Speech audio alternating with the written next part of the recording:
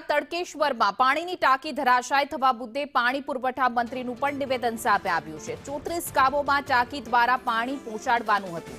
કુલ 95 લાખની કિંમતની પાણીની ટાંકી બનાવી હતી, પરંતુ આ પાણીની ટાંકી ટેસ્ટિંગ દરમિયાન જ તૂટી પડી હતી। 3 અધિકારીઓને સસ્પેન્ડ કરવામાં આવ્યા છે। અધિકારીઓ અને એજન્સી પર પોલીસ કેસ પણ કરાશે। એજન્સીના લોકોની ધરપકડ પણ કરવામાં આવી છે।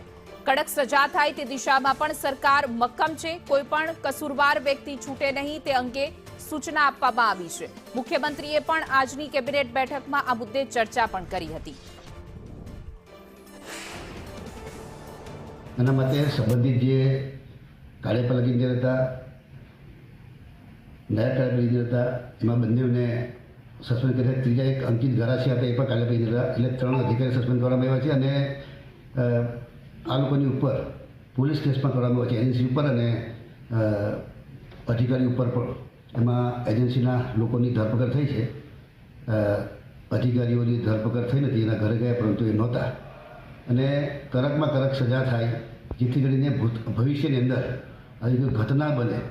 જે રીતે કાર્યપાલક ઇજનેર હોય કે અધિકારીની જવાબદારી હોય છે, કોન્ટ્રાક્ટરની પાસે કામ કરાવવું એ અધિકારીએ જોવાનું હોય છે।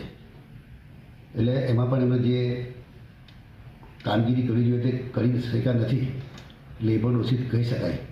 અને કોઈ પણ છૂટે નહીં અને ભવિષ્યની અંદર આવી ઘટનાઓ બને માટેની કડક સૂચના આપવામાં આવી છે।